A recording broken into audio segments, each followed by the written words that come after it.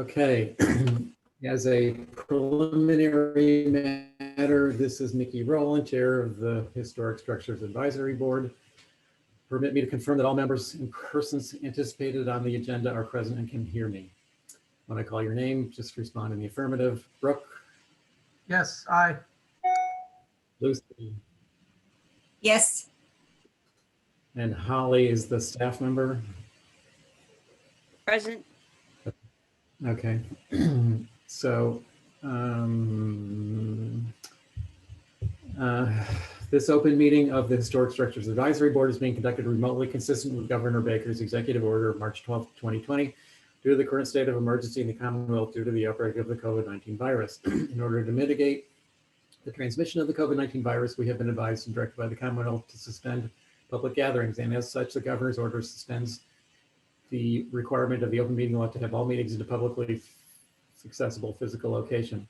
Further, all members of the public bodies are allowed and encouraged to participate remotely. The order, which you can find posted with agenda materials for this meeting, allows public bodies to meet entirely remotely so long as reasonable public access is afforded so the public can follow along with the deliberations of the meeting. Ensuring public access does not ensure public participation unless such participation is required by law. This meeting will not feature public comment. For this meeting, the HSAB is convening by Zoom app is posted on the town's website identifying how the public may join in. Please note that this meeting is being recorded and that all attendees are participating by video conference. Accordingly, please be able to folks may be able to see you and to take care not to screen share your computer. Anything that you broadcast may be captured by the recording. All materials, supporting materials that have been provided members of this body are available at the town's website unless otherwise noted. The public is encouraged to follow along using the posted agenda unless I note otherwise. We are now turning to the first agenda item. Before we do so, permit me to cover some of the ground rules for effective and clear conduct of our business to ensure accurate meeting minutes. I will introduce each speaker on the agenda. After they conclude their remarks, the chair will go down the line of members, inviting each to provide any comments, questions, or motions. Please hold and take this called. Also remember to mute your phone or computer when you're not speaking. Remember to speak clearly in the way that great accent. For any response, please wait until it yields the floor to you and state your name before speaking. If members wish to engage in the conversation, please do so. Taking care to identify yourself. Finally, each vote taken in this meeting will be conducted by roll call. Okay. The agenda, call the meeting to order at 1 o'clock. Members present, done that, adopt the agenda. Is there a motion to adopt the agenda? Yes. Yes, Brooke, is that a second? Second, All those in favor, Brooke? aye. Aye. Angus? Aye. And I'm an aye.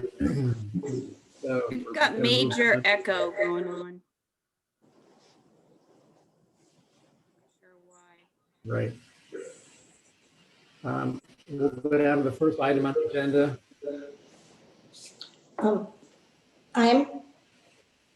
I'm not sure. I'm here, Ahern, for the purpose. Okay, hi, Mirka.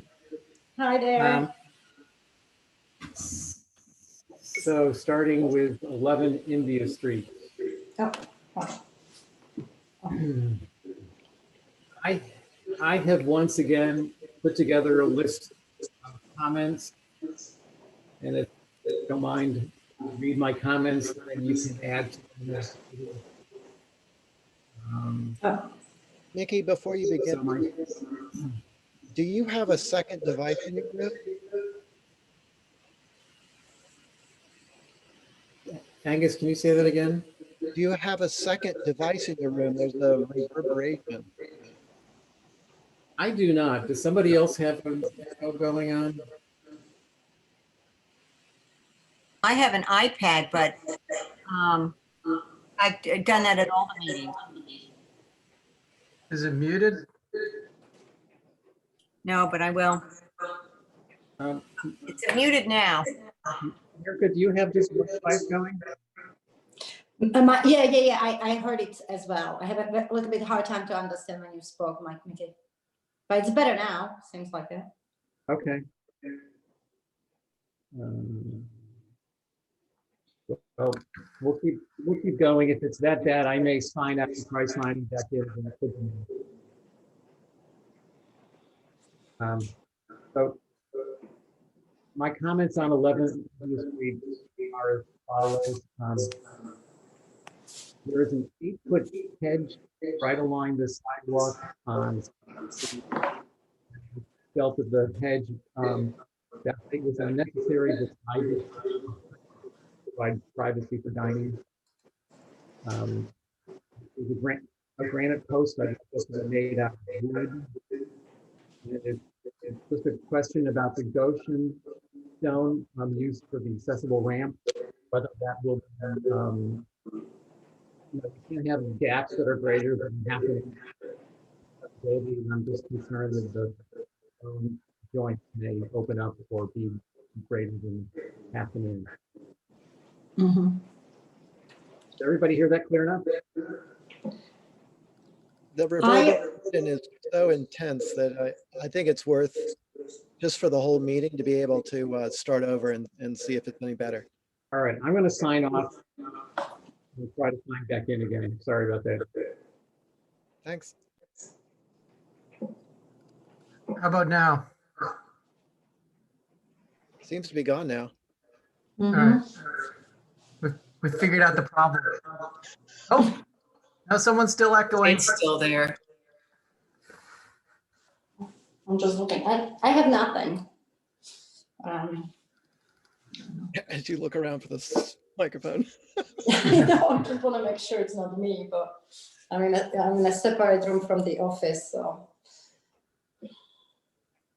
Usually it happens when we're also on YouTube, but Okay. we're not, so. Still going on?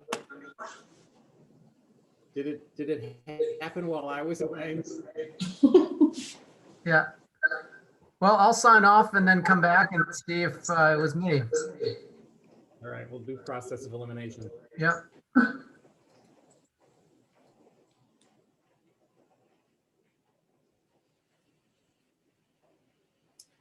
Okay. Still getting the echo? Sounds like we are. Yep. All right. Angus, you want to try signing off? I will.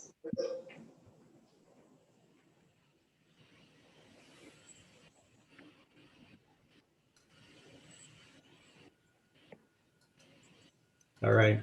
Can anybody hear the echo? Yeah, still hear the echo. All right, Lucy, you're next.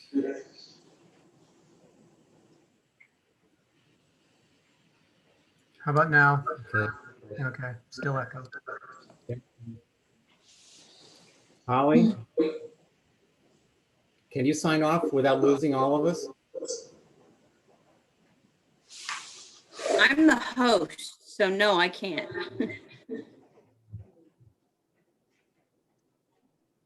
Okay.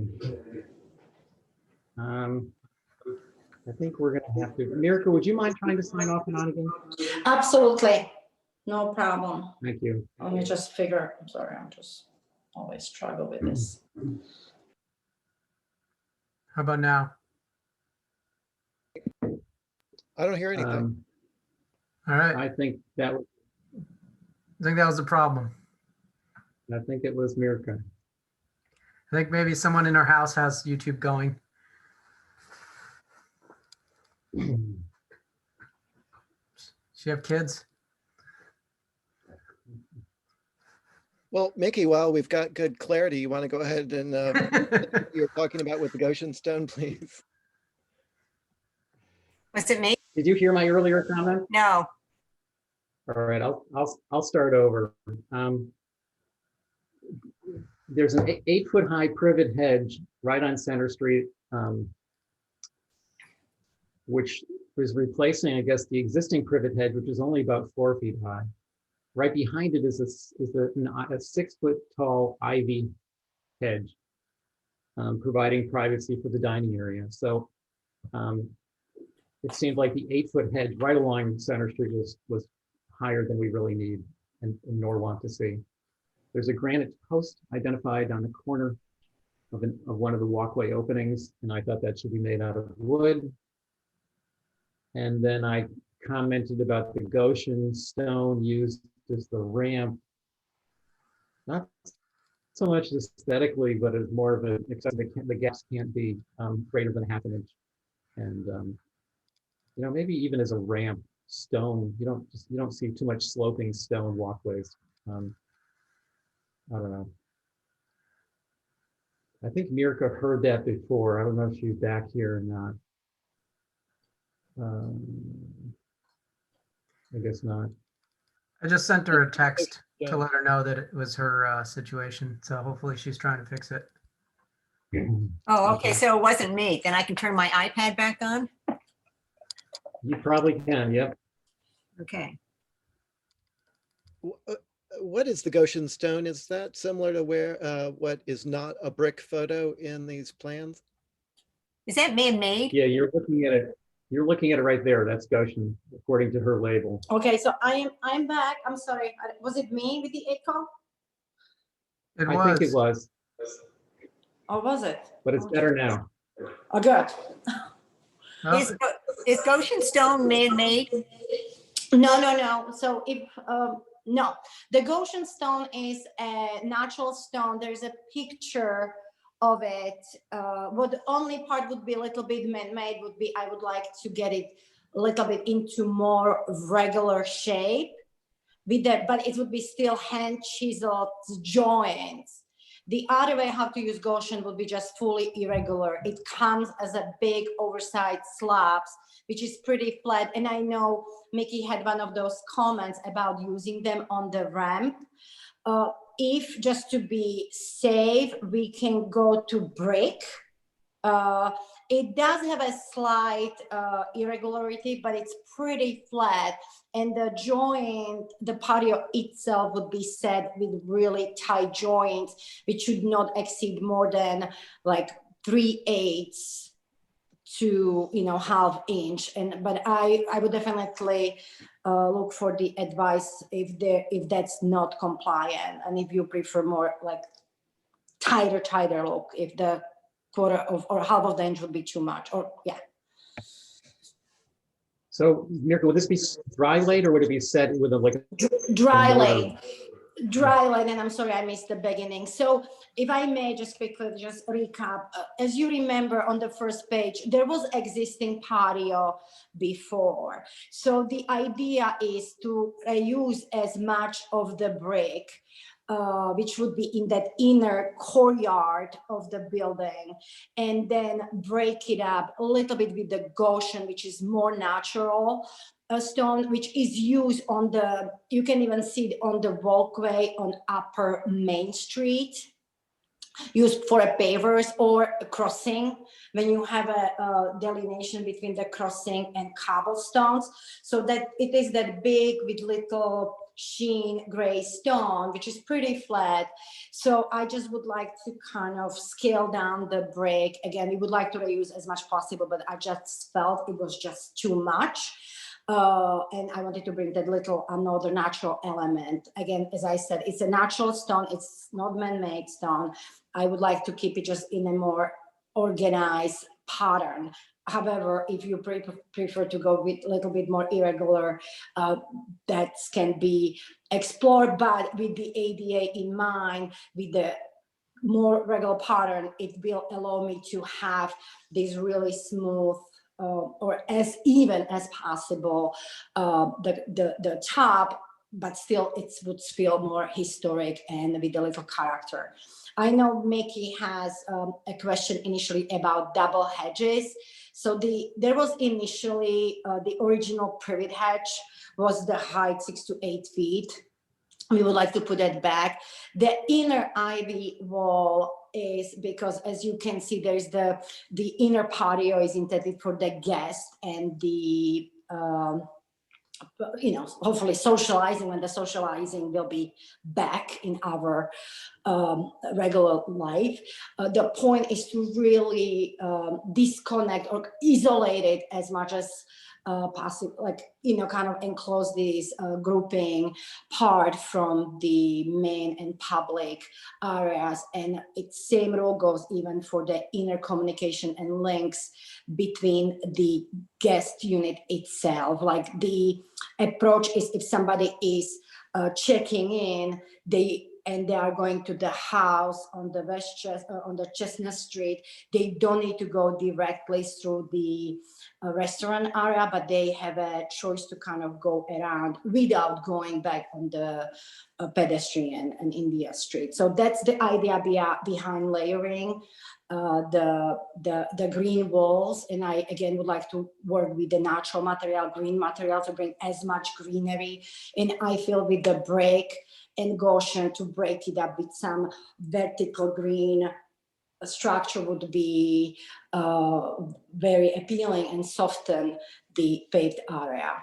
And yeah, and then I know, Mickey, you had one more comment about the granite post, and I am open if the preference would be go with the wooden. I just again wanted to bring it a little bit more less formality versus formality, like have that front entry from the street would have more nice little granite post. But if the preference would be go the other direction, I'm absolutely open to your suggestions and recommendations. Mirka, how do you feel about dropping that hedge from 8 feet down lower? The hedge along the street? Yeah. Absolutely.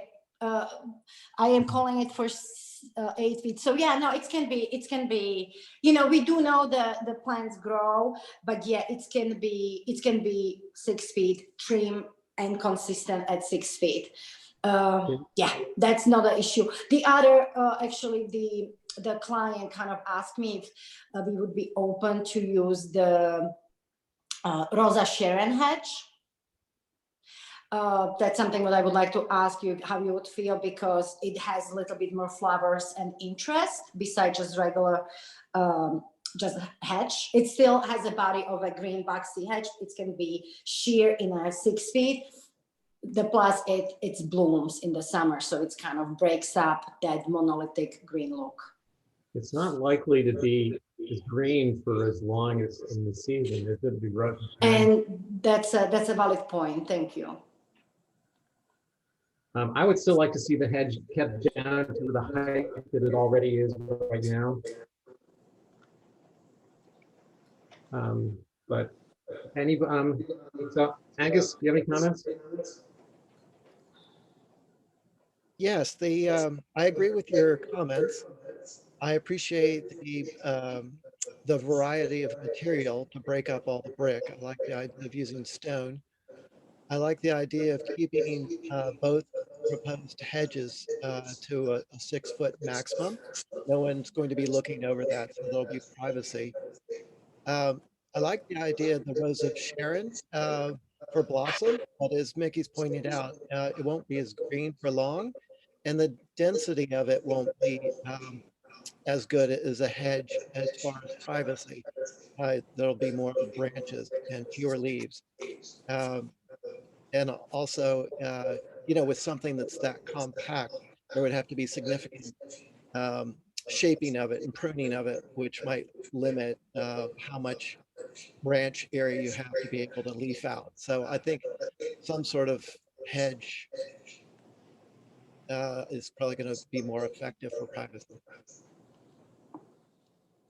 Great, thanks. Brooke? I think the only thing that kind of stands out to me are the granite posts. It just seems out of character for that street. I don't know that there's anything similar in the downtown area. So I think that would be my only reluctance. As far as the other stuff, the vegetation, that I'm fine with how it's drawn. So. Okay. Thanks, Brooke. Lucy? Thank you. Yeah, I have a number of comments. that sidewalk along there on Center Street is very wide. It sort of bothers me that there's another pathway going along. I would have left that out and forgotten about the ivy hedge. And I agree with the lower height of the privet along the Center Street. I don't recommend Rose of Sharon at all. It's a very messy plant and the blossoms fall and they're very slippery. And I don't think that's a good idea on bricks. And then I have a couple of other questions. There's a circular area there. Is that a fire pit?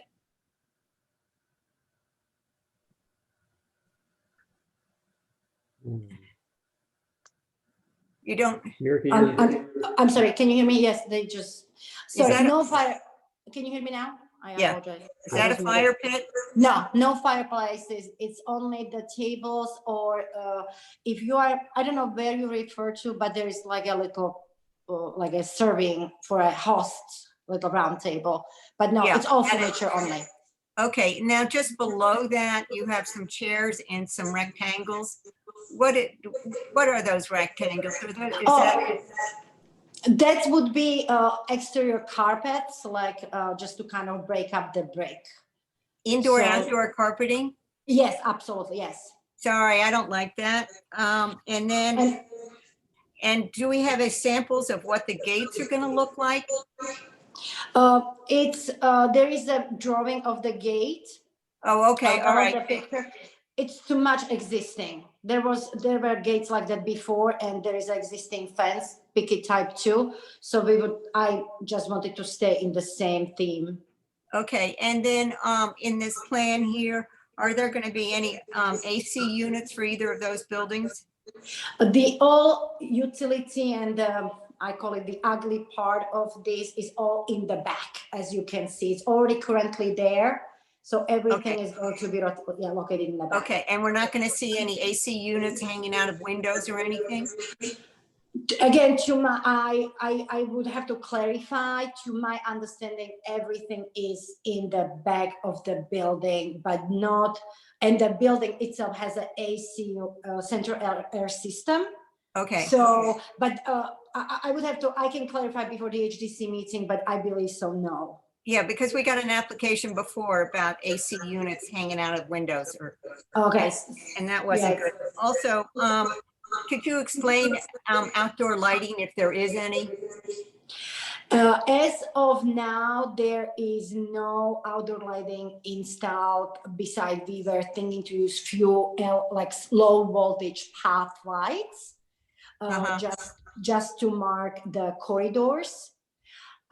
And I would assume they might have some as a part of the tables, small little LED, maybe candles or something. But the only path lights we were discussing were small like LED, low voltage, just to mark the area to get from one guest house to another guest house. Okay, because in the future, if this comes back to us, I'd like to see a lighting plan. I'm concerned about lights in that, particularly in that ivy hedge or columnar planning. And one last question. You have a large bike rack there. What material is that going to be? Those would be wooden one. You are referring to the upper right corner. Those would be wooden. Again, they are not specified, but if we discuss like wooden, just very standard wooden frame for a box, right backs. But if it's something you would like to put into, if you want to do wood, or I'm happy to clarify. No, Specify I'm fine with wood. I just didn't Okay. want some long metal thing in a bright color or something. I want something that's subdued. So I'm happy to specify wood and natural to weather. So Okay, there so- is a nice simple design for a bike rack in the parking lot right across from the White Elephant if you want to go down there on Easton Street and look at one. I will definitely do, and I've done even in the past very similar wooden structure for a bike rack. So I will compare a reference, but definitely we can make sure it's wood or natural to weather, simple structure. Oh, and now that I look at this, can you tell me something about the umbrellas? I honestly, I don't know too much about them. Beside, I know they're like we just knew like we kept the 6 feet height was just to make sure the umbrella cleared over it. But I am happy to provide some information if you are, but I don't know specifically. They should be just regular umbrella for the I was shade. concerned about the color. Oh, okay, I would expect they would be white or light, natural, but again, I would hate to. Well, I like the ones that they have in the photograph. Okay, Okay. thank you. Thank you. Thanks, Lucy. Okay, I think we've covered that one. Mirka, you all set? Thank you very much. I appreciate. Okay, Thank you. thank you. Okay, next we have, who's next? 7 Starbuck Court, new foundation. So who do we have representing this? Is that you, Doug? Yes, Doug Mills for Marketone Architecture. Okay. And we also have John Stover, who is the engineer.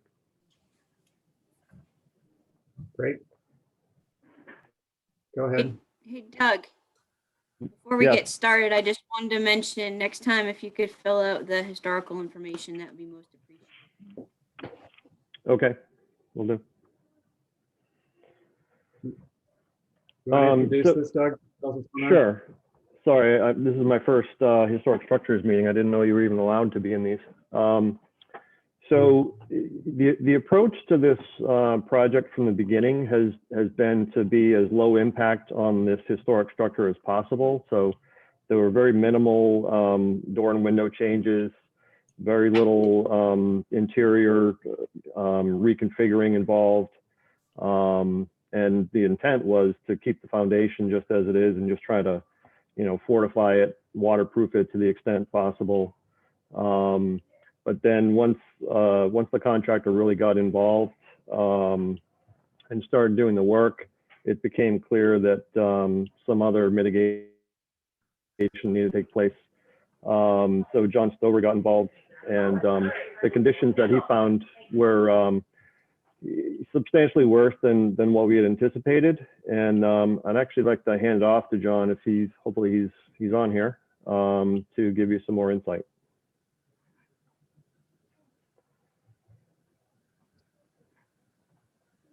Unmute. Go ahead, Can you John. hear me? Yep. You Go can ahead. hear me? Okay.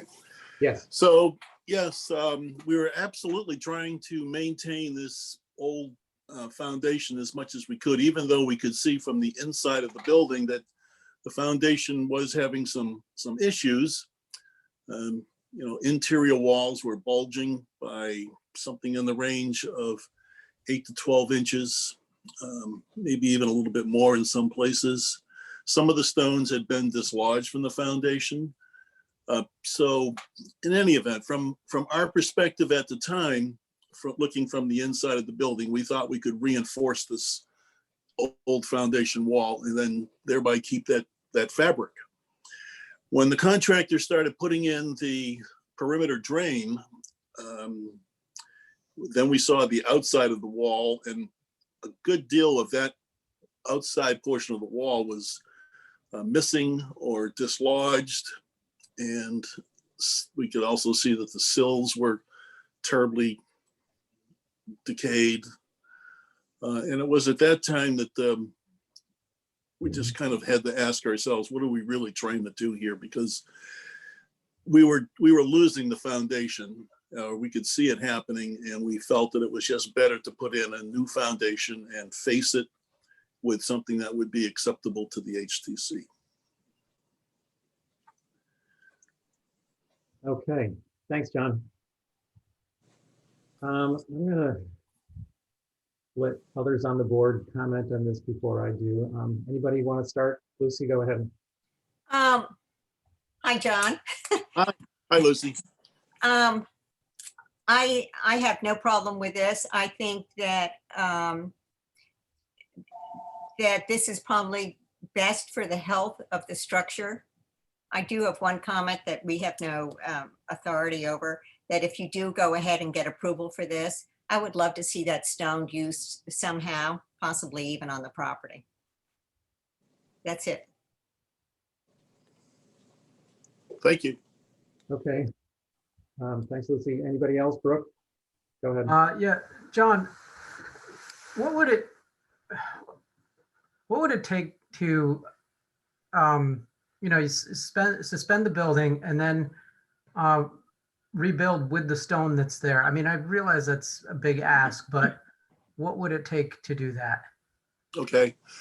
Because the wall is actually failing, Brooke, the bulging that I was talking about is actually a failure in progress. And to rebuild it, you essentially have to take it apart right down to the ground and reconstruct it. Right. A lot more work, definitely. And it might even need to be a bigger wall. That's not the thickest wall I've seen under a building, a residence. Like at my house, you're familiar with my house, the foundation is rubble stone, but it's a strong 12 inches thick. And this wall is more like 10 or less.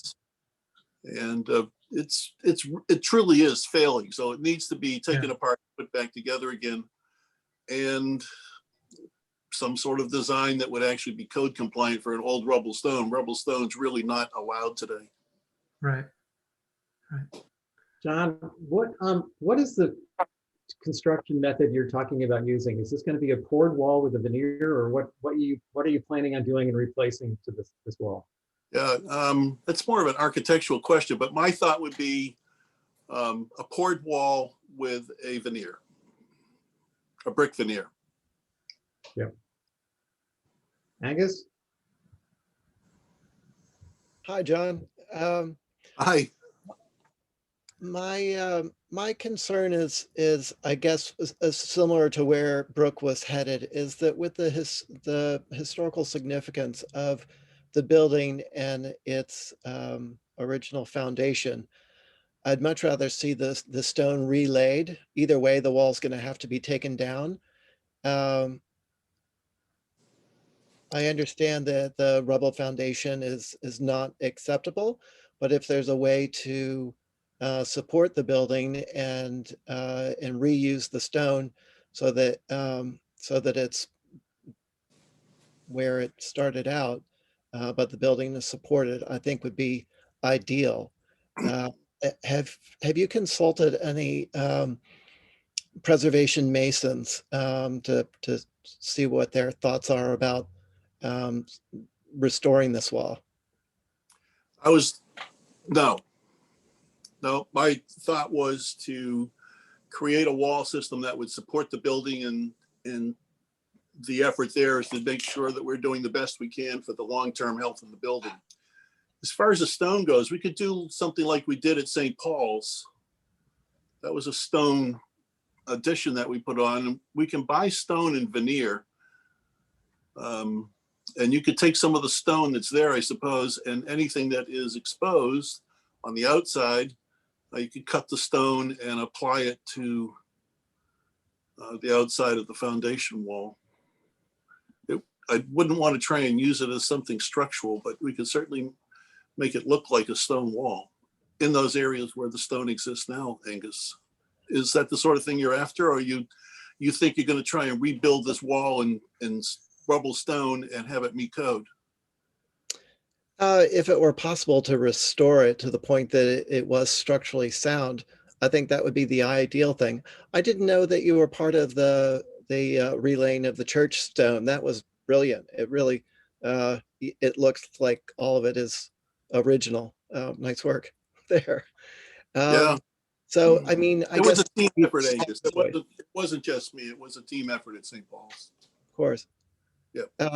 So if the option A of restoring it wouldn't work, I guess I would rather it be, if this were a new building, it makes total sense to just go with a poured foundation and veneer. But I think it would be important to keep as much of this as possible and still meet code. Wow. So we thought so too, Angus. We were trying to do that. We were reinforcing the part of the wall that we could see from the inside with a lot of concrete. It's just when we got to the outside, you actually can see it crumbling away, falling away. Preserving it just didn't seem to make any sense at that point. We knew it was bulging on the inside. We could see that there's missing elements on the outside. It was dry laid, and it really wasn't. I've seen walls that have been dry laid, and they seem to be quite robust and strong, but this one really didn't. It was inferior, in my opinion, as a stone wall. And it's not just the small area either, Angus. We're talking about the entire length of this building that has a problem. It's just a matter of degree. Brooke, more?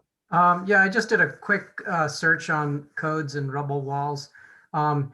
If the rubble wall is 16 inches thick or greater, then it will meet a prescriptive code. And this was just a quick search, but there is a reference to that. Now, I don't know, again, if that will work with the calculus here, but it does seem like it's possible if you had the desire to do it. Yeah, it's definitely like, I mean, if it's only 8 inches thick, maybe you double the rocks, or pick out the biggest ones and just reuse those. But I'm not gonna, I can't get into the design end of things because I don't know this project that well. But just from a historical preservation point of view, yeah, save the building, but part of the building is the foundation. So if there's a way, to keep some of what made this building unique and special, and the code supports it, then maybe there are areas where it can be done. Maybe at a corner, or at the very base layer, and you pour your concrete on top of that and send rebar up through the stones. I'm sure that there's got to be a way. That's all. Like I've seen homes where the concrete foundation gets put in and the veneer is done, and honestly, over time, it just looks so sterile. And I think it would be particularly noticeable on a building of this vintage. So that's just my thought. I understand where you're coming from, though. Absolutely, I definitely understand. Yeah. So obviously, if we have stones that are only 8 inches, maybe 10 inches thick, right, we're not going to get 18. Well, there's some sort of a real compromise in terms of how much wall we're actually saving. And I'm just sitting back in my chair trying to think about responding to your points and trying to save some of this wall. Hey, John? Or even rebuild it. Can I make a comment? Sure. John? What about the notion of using, I think many of us here are trying to come up with a way to help you preserve this stone in some way or other. Just to remove it entirely seems like it's not doing justice to this old building. But if you were to maybe create structure within the foundation that's more like piers, and then using the stone as kind of an infill between the piers, like pilasters or something, then the it wouldn't be, the structure wouldn't be bearing so much on the stone. It would be more of retaining. So I think we're not going to design this and try to force the engineering on you by any means. But I think we're looking for a solution other than just a poured concrete wall with a brick veneer that respects the building a little bit more, and just use your creative thinking to come up with a plan to sort of salvage the stone look and use of it. Angus, did you want to comment? I like that idea. As far as engineering, that's up to John, but so in front of the piers, there would be like a veneer, but in between it would be, using the depth of the stones. But the piers would really be doing the heavy lifting for the actual um, structural support of the building. I just wanted to add that the other part of my concern with the shifting from the rubble foundation to brick is that there was also, wherever that was exposed, there was a mix of brick and stone as opposed to there just being brick from the shingle line all the way to the grade. So that's another characteristic that I think would be important to maintain. Okay, so I guess, John, we're suggesting that you just try to do a little bit of brainstorming on this and come back with some other ideas. If you wouldn't mind doing that, we'd greatly appreciate it. I just wanted to make one point on this structure is that when we look at the history of it and why it was created, it wasn't constructed for a dwelling. It evolved over time to become a dwelling. So therefore it was a more of a utilitarian factory type of structure and has evolved. So I think that's important to look at why it is at this particular point right now. Thanks. Thanks, Holly. One other just minor comment that I wanted to make that I noticed on the HDC application, it's written in that you're going to be using a water-struck veneer for the brick. Yet on the foundation plan, it says reclaimed brick cladding. So I just wanted to point out a little confusion there. Yeah, I think my assumption was that the brick that is on site currently is water struck. Maybe it's an incorrect assumption. Yeah, I'm not sure that that assumption is correct. There are some bricks on site that we have been considering trying to reuse and working with our mason to do that. And it would depend on the particular brick, whether or not we wanted to save it. Some of them are what one of my masons has called salmon bricks, and it's a salmon color and it just disintegrates. And there's quite a bit of that spread out through any of the brick. But I think the effort is to just try and get a brick that actually will stand the weather, stand up. Mm-hmm. Okay. Another aspect of the application was to raise the building 4 inches, probably to get it out of the grade a little bit. Right. I have no concerns with that. Angus? If you're having to rebuild the foundation, I don't have a concern with it either. Right. And Lucy? I have no okay problem. with that? I have no problem with it. I mean, and as I said before, I'm fine with this, the way the application as the way it's submitted. And, using the stonework as a stone wall on the property or something. I mean, this appears to me that this was pretty shoddy job at the originally. Yeah. Okay. Any other comments about this from the board? No. Yeah. Okay. All right. I think we've got our comments, Doug and John. So we'll leave it at that. Thanks very much. All right, thank you. Thank you. Oh, hey, Mary. I see Mary Bergman on here. Mary, did you have any comments you wanted to make on this?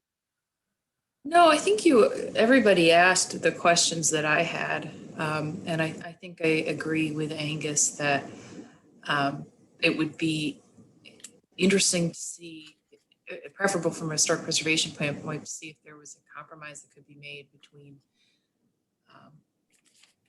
the brand new foundation and the old. And I really liked Angus's point about the foundation being part of the house. And I understand and respect that this is a challenging situation, and I appreciate the time and that was given by the applicant and by John and by this body to think about it a little bit. And I'm the executive director of the Nantucket Preservation Trust. Thanks. Thanks, Mary.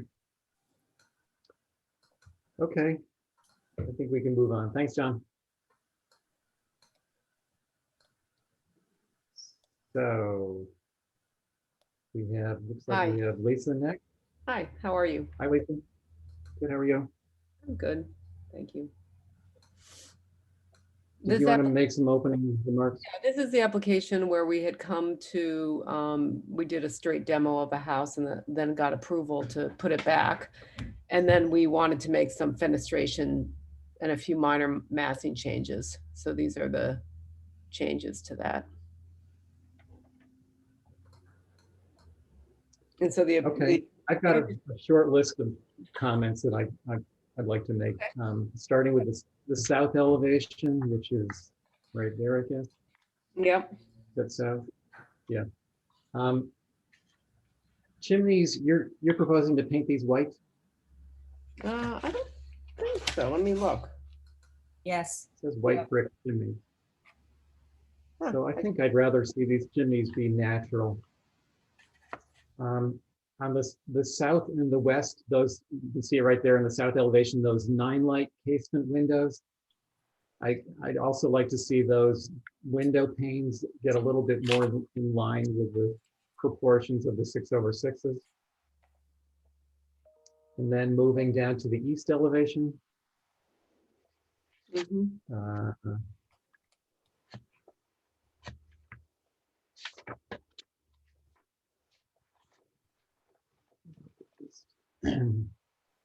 On the east elevation, the connection at that porch that's right at the gable end, the upper porch, Yeah. as it interfaces with the bay window, seems like a pretty awkward connection. It almost looks like that corner is just floating in space.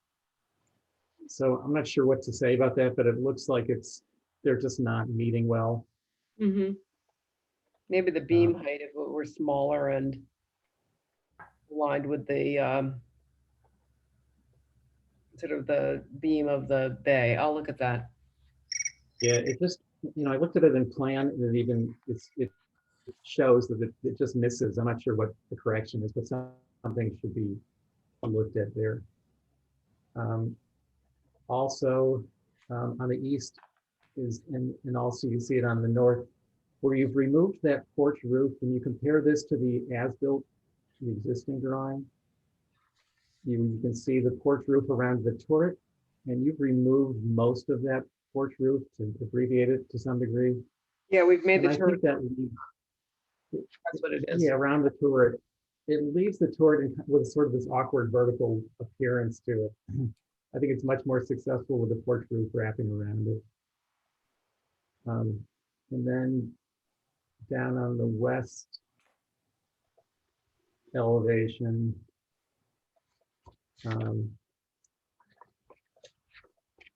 Holly, can you go down?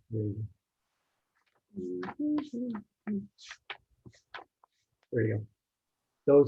Those triangular paned windows on the west. I just think there are too many of them. I think it looks better. I'm okay with them in the gable end, but I think to use them, those other 3 lower down just seem like it's just too much. I think I'd rather see a 4-light window or something similar to that. Okay. Brooke, do you want to comment on this? Yes, I mean, I generally agree with what you've said. On the south elevation, the front dormer, I feel like the 3 windows being spread out above that front door, I don't know that it helps that entry. I feel like it could be just a little bit tighter. Just to make it a little bit, more special looking. Because this is a big, striking building, and I think that over the front door, I think it needs a little bit more pop. Okay. I know that's kind of generic. That's all I got right now. The east elevation, yeah, I'd like to see that porch around the turret. I think that's it's very helpful. It helps knock down some of the verticality. And north elevation, same thing with the turret porch. And on the west elevation, I do agree with Mickey about the spider webs. I think those are pretty cool. I think that, you know, if you kept the one in the gable and then the one to the left of the chimney, you know, I think that those are in unique enough spots where architecturally it makes sense. But I feel like the windows that are kind of hanging out in the shingle field maybe need to be rethought. But Okay. I don't feel too strongly about it, but I can see where what Mickey's saying, and of course the turret porch. Right. And that's it. Okay. Okay, thanks, Brooke. Lucy, thoughts? Yeah, Holly, could you pull up the photographs that I submitted to you this morning? I had a question about the front door. Mm-hmm.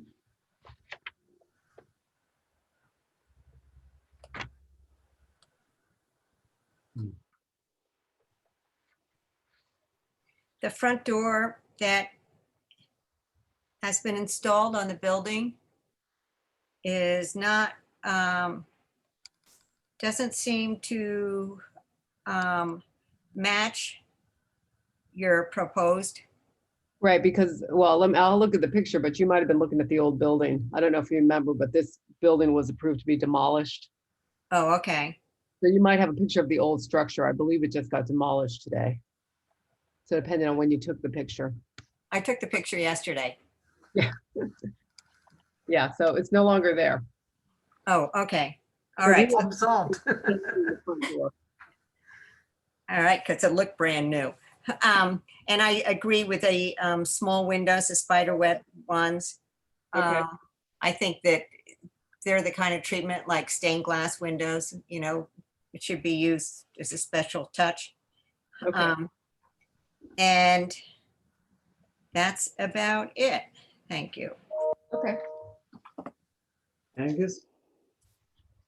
I pretty much agree with everything that's been said. I would say with the east elevation that my concern is the spider web for the light on the on that lower door. Oh, yeah.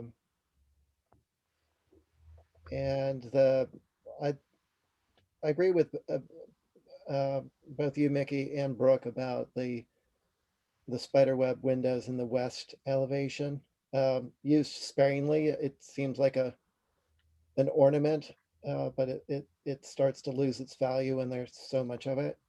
The front door, above the door, the previous submittal with just the shed dormer with a single window, I think honors the entry much more than the new proposal of 3 windows and a shed dormer.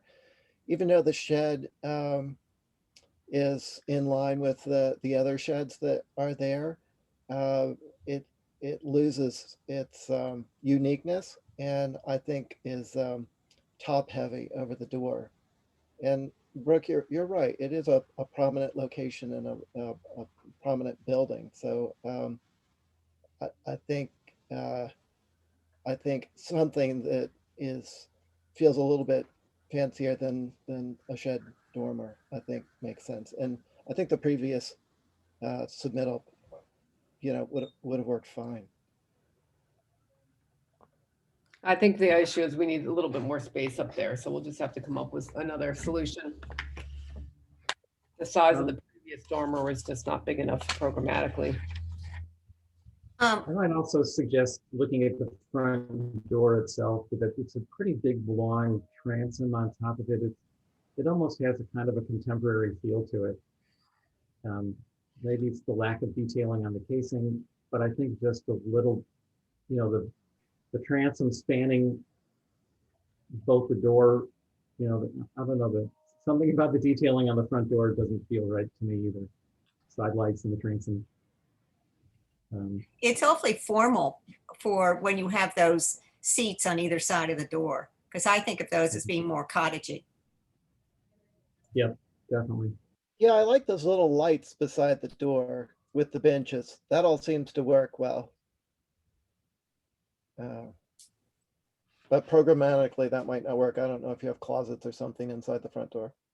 And Mickey, your concerns about the white chimneys, before, when I guess was previously submitted, I made a comment about the white door. I went up there yesterday and there are more white chimneys and white shutters and white stuff up on Lincoln Circle than I ever remembered or noticed before. Do we want more of them? Well, I mean, I'm not expressing an opinion. I'm just stating what I saw yesterday. Okay, Stating that got it. it's typical. You might not appreciate it, but it is a typical detail. Got it.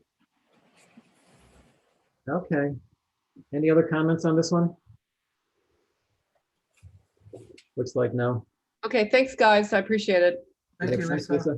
Have a good day. Yeah. So next. Oh. I Shed. don't see Melanie. Boyer's Court. So You all Melanie's not- previously saw this application before, and she needed some revised plans. That's what should be before you now. Yeah, the plans look much better, easier to read. They're a little confusing to me in the description. I'm not sure if the directions on the plan are mislabeled or maybe I'm just misunderstanding it. We go to the site plan.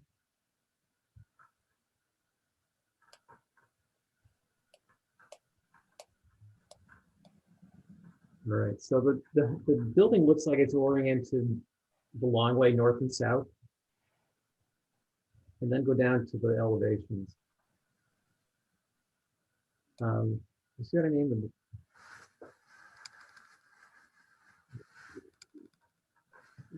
The door shows facing west on the elevations, yet on the site plan, the long section goes north and south.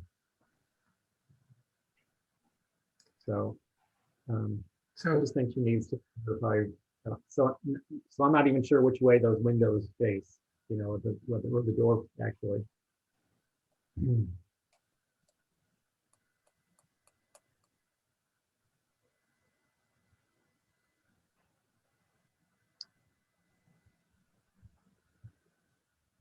It's ambiguous, but it looks like they're intending for the door to be facing north towards the street. I would assume so. But I just think Melanie needs to clarify that. Can we hold for clarification? I don't know that we need to hold it. I think Melanie just needs to clarify it to the board, to the HTC. On that note, I just will let you know that this application is the last one under new business for this evening, before they get to old business. So more than likely, well, I don't want to say that. There is a possibility that they get to it. There's a possibility that they don't get to it. If it doesn't get to it, I can definitely let her know, and either way, I can let her know, put it that way, that we would want to Hopefully she'll be at the have that meeting. clear.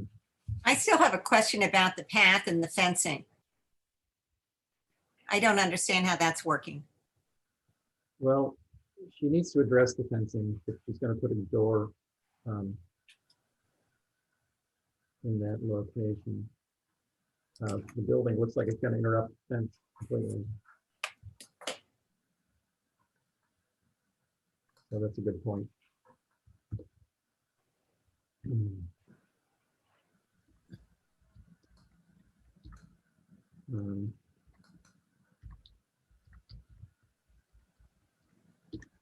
Okay. You know, her application still says 12 and 12 roof pitch. And then there was another question. I couldn't tell if one place the building looks like it's 15 feet long and then another looks like it's 13 feet long. Um, It's just still a little confusing. In the application, it says 13. But right there, that says 15 on the floor plan. So I don't think it's a problem. I just want to make sure it's clear what's being approved. Can we just tell her how we would like the door and windows to be, to help her move this along, since it's such a small project? Yeah, I think we could say that the door should probably face north, and if she wants to change that, then she should let us know otherwise, because that means the windows are facing west. And I can't believe she'd want the windows facing east, but maybe she does, so. Yeah, I think she just needs to clarify it and let the HTC take care of it. So, any other comments on that? Are you, Mickey, are you all against having, because it seems to me that she wants this elevation, the gable end, facing Boyer's Alley, the way that this The is door. oriented. Right. Yeah. Are you all okay with it facing gable towards the road? The Yeah, gable I'm fine end? with it. For there, I'm fine with it. Me too. We just need some clarification on the plans versus where it is. the cardinal points are wrong. Correct. Yep. Otherwise, I think it's fine. Agree. Okay, moving on. Okay. 14. Lowell Place. Okay. So I'm going to read what I've got here. I don't see Matt McEachern online here at all. But I'm going to go ahead. I think, reading the HDC's comments on this from their last meeting, I think Val pointed out that the doors are really tall, and they're listed as 7 feet 6 inches tall, which is really much too tall, I think. And also looking at the elevations, the shed dormers on the main mass are 7 and 12 pitch, which just doesn't look right to me. It's too sedge. But beyond those details, I think that this building is still too tall and too long. It's not in the scale with the rest of the neighborhood. The height needs to be reduced considerably. I would like the architect to possibly consider an L-shaped building. How I could do it with a site plan. An L-shaped building that might wrap around the pool, and this would bring the front door into view at the end of the driveway, plus allow the garage to be placed to the north behind the existing house where the doors won't be visible from Lowell Place. And I think it would also reduce the length of the building, which has been a concern for the HTCs the whole time.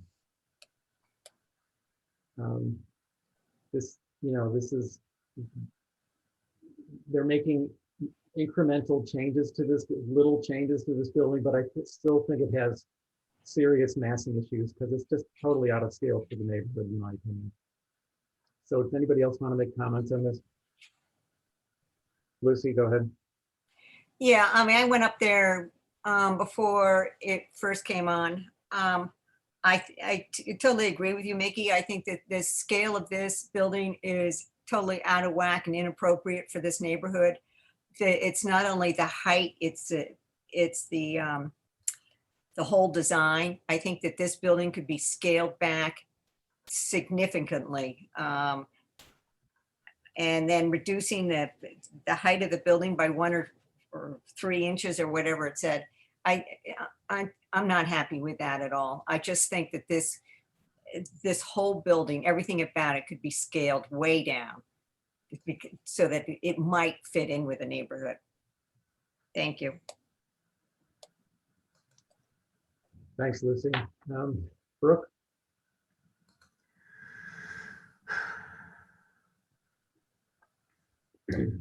Yeah, I mean, it's a nice looking building, but again, I don't disagree with the comments about scale.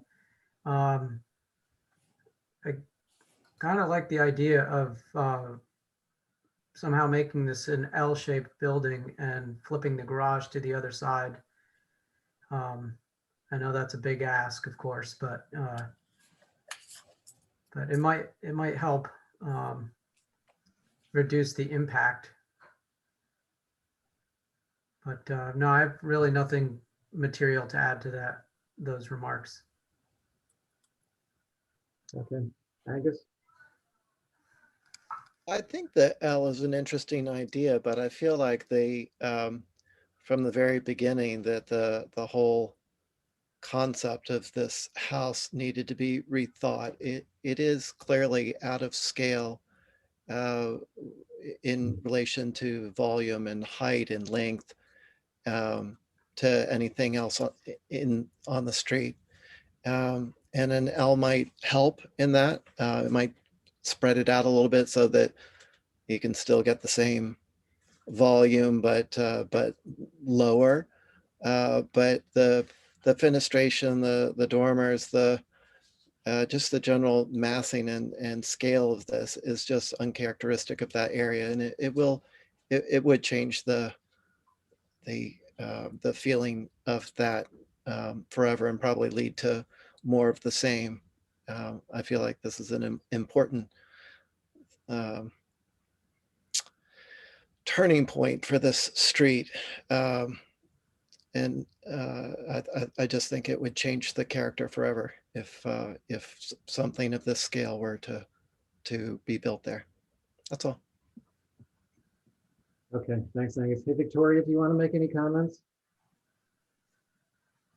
Yeah, I just want to say that I totally agree. I did send another letter. I hope you all received that. I'm assuming you did. And I really appreciate your sensitivity to the fact that this really is sort of a turning point for the street, that if this is there, it does permanently change the character of the road. So I really appreciate that, and thank you for your consideration. Okay, thank you. I think we've been saying the same thing all along. So I'm not sure there's more to say on this particular one. Anybody else want to add anything to that? Well, I would just say that, I mean, I know we don't have any jurisdiction over the interiors, but if you look at the plans, I mean, there's a lot of this stuff can be really scaled back a lot and still accommodate the same number of bedrooms. Yeah. There's a million ways to scale this building down. They need to respond. Okay, next.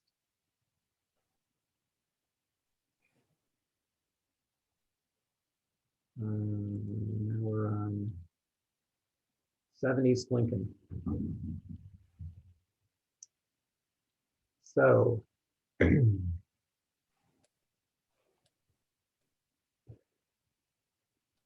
my comments on this one are,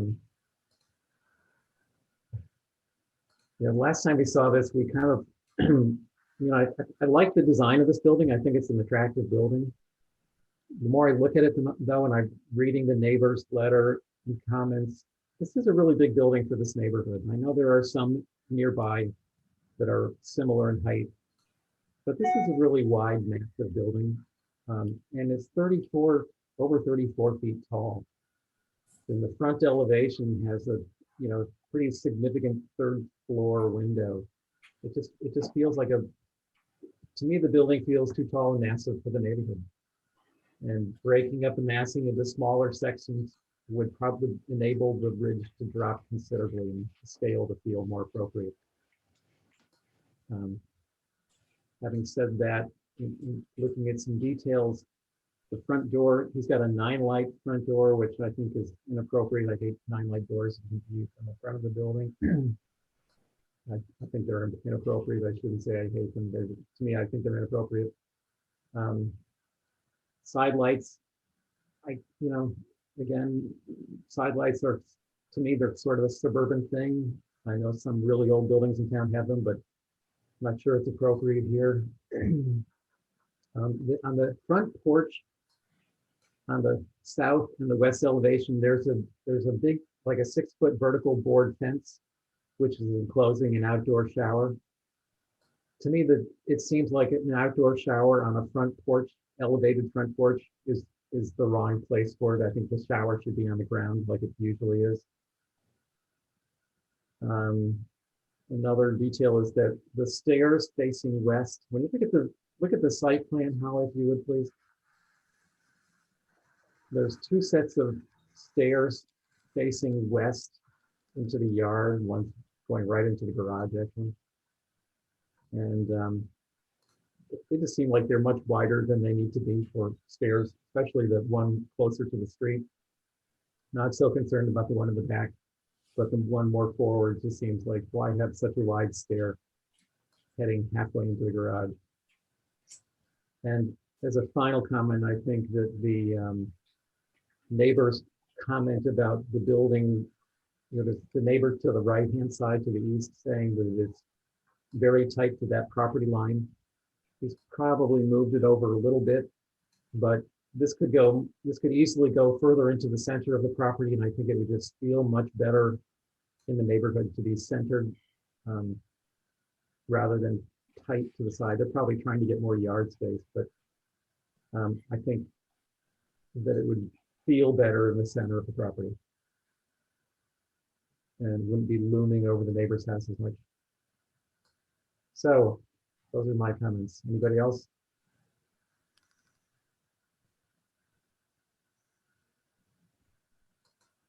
Brooke? On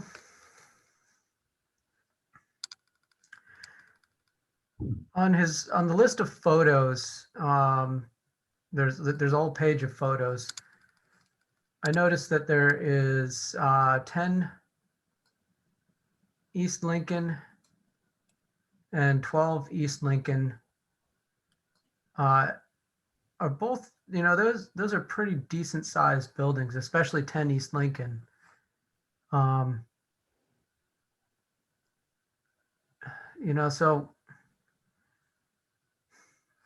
But Brooke, I don't disagree, but they're not as big as it. They're not as wide, so the ridge doesn't get up as high. Mm-hmm. And I just don't feel like they have such a massive presence on the street as this one does. Right. But if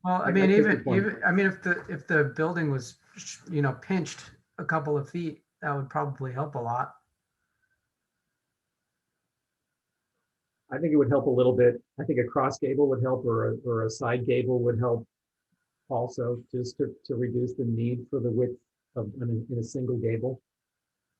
So.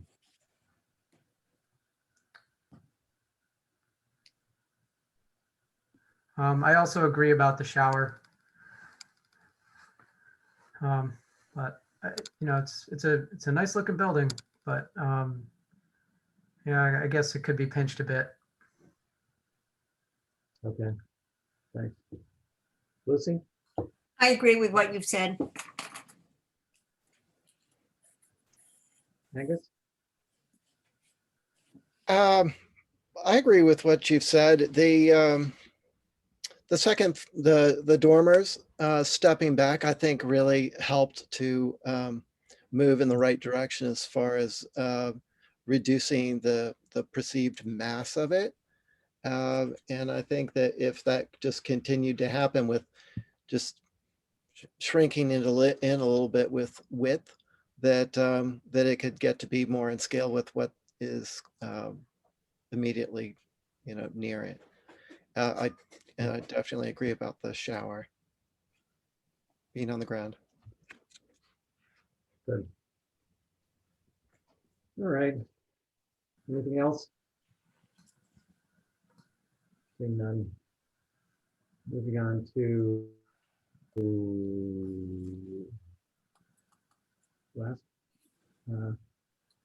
this last one, 103 name. I think they did make some changes to this. I'm not really sure. Maybe they made the spa a little smaller. I still think this is kind of in a space that we're not really going to see much of it. I wasn't terribly concerned about it. Does anybody have any concerns or thoughts about this one? No concerns. Yeah, I did. Brooke, you know this spa is, let's see, what did you send me? 150 square feet of water surface. So that does, but not exceeding 1,000 gallons. But this, I think, would exceed 1,000 gallons. Is that ZBA stuff or? That's definitely not us. Yeah. Let's Okay, see. That's the zoning bylaw. Okay. All right, because it does have 3 steps. And, you know, this, if you look at the photograph of the front of this house to the left is some rinky-dink gate, which he should fix. Not that it's on the application. See that The white wall, yeah. thing? No, not that. Yeah. It's on the other side. I think I see what you're talking about. Is that a gate? Yeah, it is a gate. It's some portable rinky-dink thing. Yeah. Can't tell much in the photograph, but it looks weird.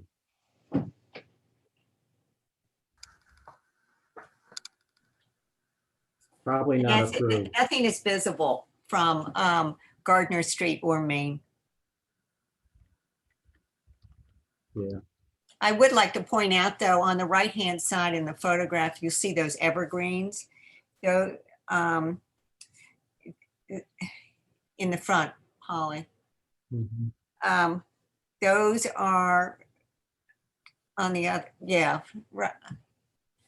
Nope, the other, Lower All right. right-hand photo. right hand, right there. Those evergreens, those are disguising AC units.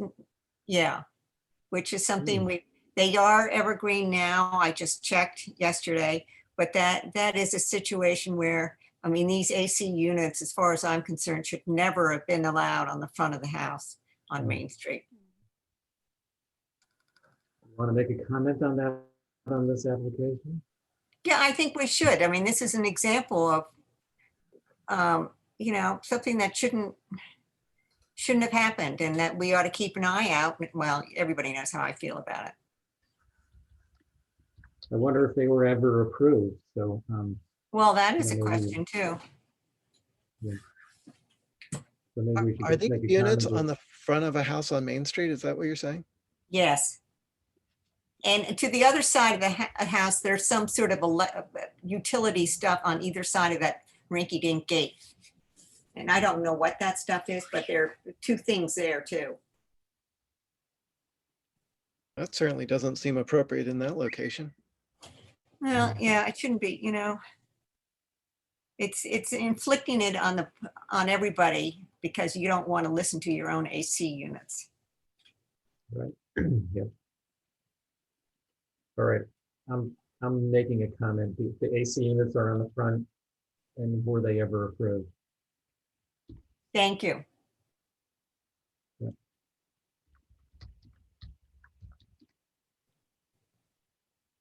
Anything else about this one? Now, as you can tell, you all didn't really have the biggest concerns on it due to lack of visibility, but due to its location, even though this is an infill property, I did not put it on consent last time. As you can tell, the commission had some concerns, so. Yeah, that's good. I would also like, you know, it makes me very nervous when I see people putting in fire pits downtown. It's right in the middle of a tinderbox. Right. Does this have a fire pit? I believe it Yes, did. does. Yeah. You know, someone leaves it on and a branch blows in it and I'll be one of the people right front lines. Right. Not sure if there's much we can comment about it, but I understand your concern. So, any other announcements or comments? Make a motion to approve the comments. Second, All those in favor? Angus, Aye. Lucy, Brooke, Aye. I'm in favor. Motion to, Adjourn. Angus, thanks. Aye. Second, Aye. Yeah, second. all those in favor? Angus, Aye. Lucy, Brooke, Aye. and I'm in favor. Okay, thanks, everybody. Thanks, Thank Holly. Thank you, Mr. Rowland.